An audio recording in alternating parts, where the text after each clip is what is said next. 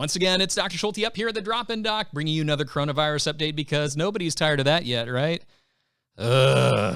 Anyways, the internet is absolutely nuts right now. Like, y'all are just armchair epidemiologists. I just sit back, eat my popcorn, and watch y'all go to each other's throats because the world and the internet literally looks and sounds like this. I declare the virus came from space.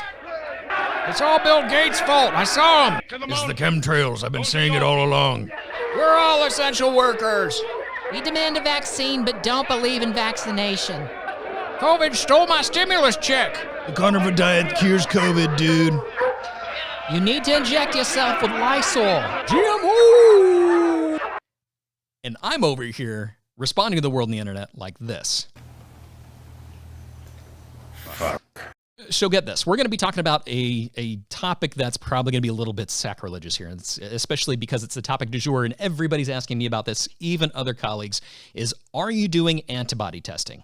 And I'm going to tell you in this video why I'm not. And it comes down to one word, and that is validation. Now, that's not the term validation you're probably familiar with. No, validation in scientific or academic terms means, does the thing you're trying to detect actually get detected with this test? And is it even the thing that you're looking for? So specifically with the antibody test or this lateral flow immunoassay, you take a little drop of blood, you put it in a well, you put a little bit of a drop of what's called a developer, and it should tell you whether or not you have antibodies for coronavirus, right? Ideally, but that's not actually what's happening. Let me tell you a little bit more about this. So I've been keeping close track of these antibody tests, watching them pop up, and they almost disappear as rapidly as they pop up. And doctors will buy them, and it's not that they're going out of stock, it's just that they get pulled because they're not validated. Normally, part of the validation process of a test, it takes a long time and thousands and thousands and thousands of participants or thousands of subjects to go through and ensure it's working the way it's supposed to, right? I mean, it's like with devices like a camera or a microphone. It has to go through quality assurance to make sure that it meets specifications.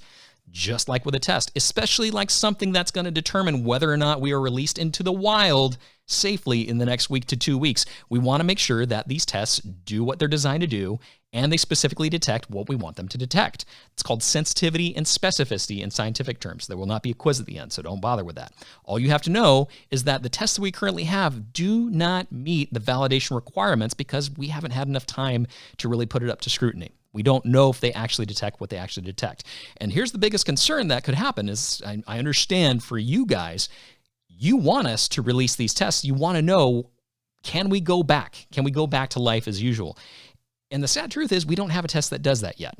Keyword is yet. So here's my concern of how these tests would be used and how the public would perceive them.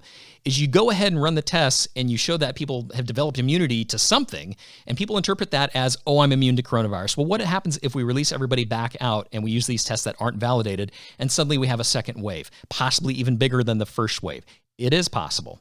And then we basically undo all the hard work that we've been doing by following the stay-at-home guidelines, the social distancing, all the stuff that's literally got us pulling out our hair.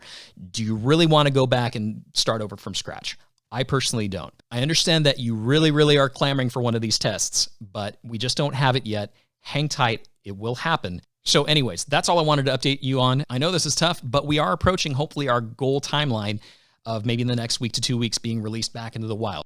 That time is rapidly approaching. Stay confident, stay optimistic. And hey, go ahead and look down in the bottom right-hand corner, hit that subscribe button, be a pal. Go ahead and follow us on all the major social media outlets because we got some cool stuff coming. Once again, this is Dr. Schulte up here at the Drop-In Doc. Never pulling punches, never sugarcoating, always giving it to you straight. You can always depend on that. And we will see you next time. How about Geralt? One more time. Let's hear it.